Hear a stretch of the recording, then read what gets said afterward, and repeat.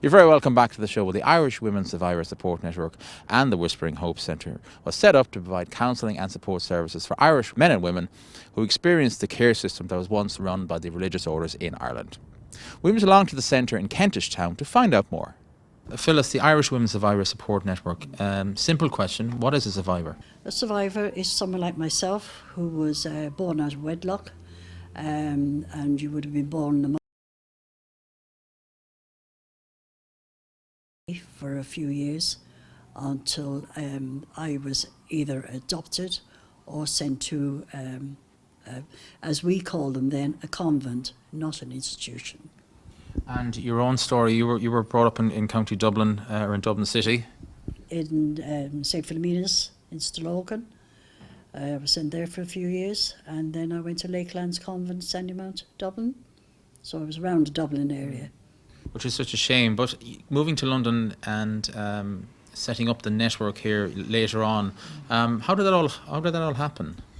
Well, it was very odd because for 30 years I ran pubs in London, and I just come out of the pub trade, and I just picked up an Irish paper one day, which I seldom did, and this job, someone was looking for someone who understood survivors, who perhaps was a survivor, to come along because this redress, the inquiry into child abuse as it was then, was starting up.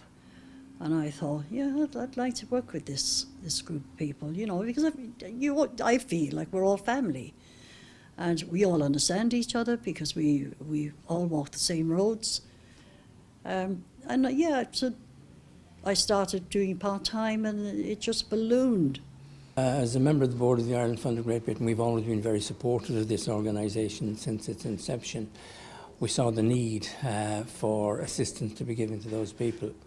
And over the years, we've watched it grow and grow into a situation where people were able to speak as they were with you today, from a point of being extremely nervous and extremely dubious about any kind of officialdom or suits or anything like that. So we think that it's been a very well worth organisation for us to be involved in.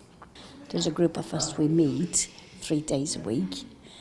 It's given us that we're able to speak out about our things that happened to us years ago and our life in Ireland and what it is here.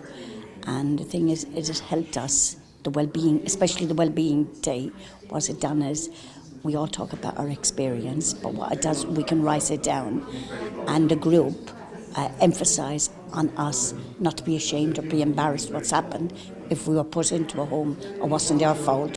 Well, I was born in Crumlin and lived in Crumlin until we were 5, and then we moved to Temple Bar. You know Temple Bar? We moved to there, but we were all taken, there was 12 in the family.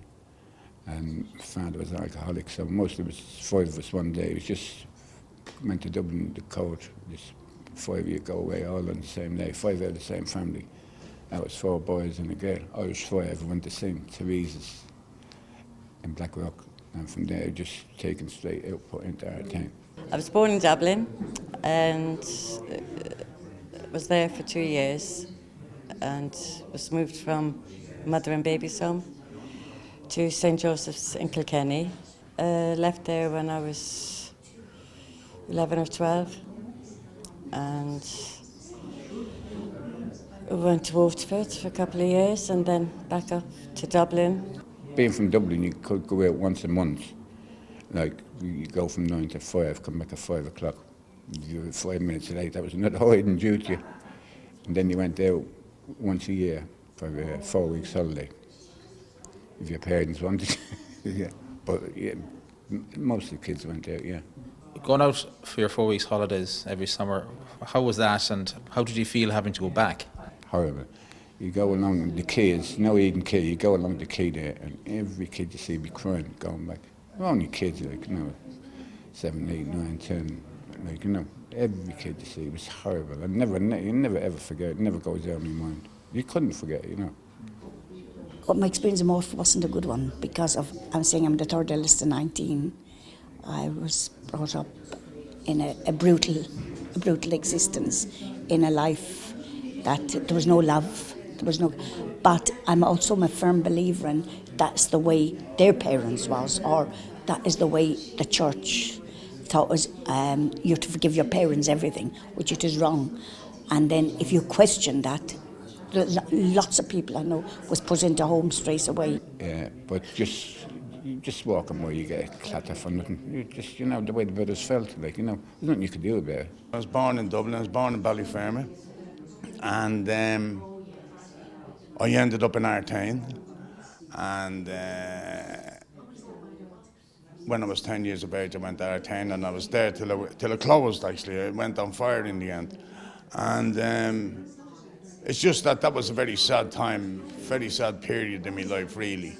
I never told my wife when I got married it was in Artane. I didn't want to tell her. And it's only years later she said to me, "It's not your fault." I wouldn't have minded that, but it was just the stigma, I left there and I come over here to England, and I've been here ever since. I left the home, I think I was about 16. They put me somewhere to do someone's cleaning. I ran away. I met up with a couple of people in the park in Westmead, at Loan, going to Westmead, and where do you know that? And we came up to Dublin. We went up, and that's how I started, and to get a place and sort myself out. And then I came over here and knew nothing. Never heard about the Irish Centre. I just came over to work. I know you did mention earlier on that when you first came to London that you found it a little bit impersonal, and you went back to Ireland again. But you ultimately settled here in London. How do you find living in London? Yeah, I'm okay now, actually. I suppose great, actually. It's something to get up for, and a lot of the people come here, we're in the same boat as myself, so there's no competition. I just love it here. I love it. Everyone. You can talk to people who are all on the same level as me here. You've nothing to hide. You've all come from the same background. So it's just, it's not ideal. It's great. And Phyllis and the staff are fantastic. Really, really, I can't say enough about them. And as soon as you come up here, you feel at home. What we've got also here is an art class. We've also got people who's like me who never knew how to use a computer. So through this, I'm perfect now at using a computer. It's brought to me another phase of my life. So by having them courses, it's helped us to adapt everyday life, to be able to cope with it, to be able to speak. And as a group, we can speak about different things that's engaged, that's happened to us to the present day. I got my confidence back, and met up with people, met loads of friends, and learned a lot about it. I can't do without it. I have a therapist that also Phyllis put me onto, and she helped me, focus more on the positive things in life and where I should be going. She helped me right through, brought me over to Ireland, see where I came from, which I didn't know, and that was a bonus. And she did so much. She just gave me another life. For me, coming up to see Phyllis, it was Phyllis got them to see. Now suddenly, when Phyllis got to know me over a period of 2 years at the time, going back I've known Phyllis 11 years, she's got everything. They now knew me. They now had a name for me. They now had everything. Only when she got involved. But first of all, they said I didn't exist. Actually, since I started coming here about 2 years ago, I've started to turn my life around. And after having serious problems with drink and drugs and all like that, I'm 2 years clean now, and I've no need, and I don't feel any want to go back there, What would you say to someone that's thinking about getting involved in the network here and the support centre? Would you say it's the right thing to do? Yeah, definitely. Yeah, you'd be made to feel welcome, and we're all in the same boat, so the door is always open. We actually call her Mother Teresa. There's loads of her, and she goes around, she comes, she rings me up anytime. If I ring her at night time, anytime, she's there at the other end. And she'll say, whispering hope, and I'll be crying, and all of a sudden everything will be forgotten. It's a nice, quiet place to come, and you can hear other people's stories of things like that, and they're quite similar.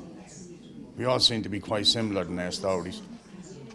And yeah, it's good. It's inspiring, and it has the right name, Whispering Hope, because it gives you hope.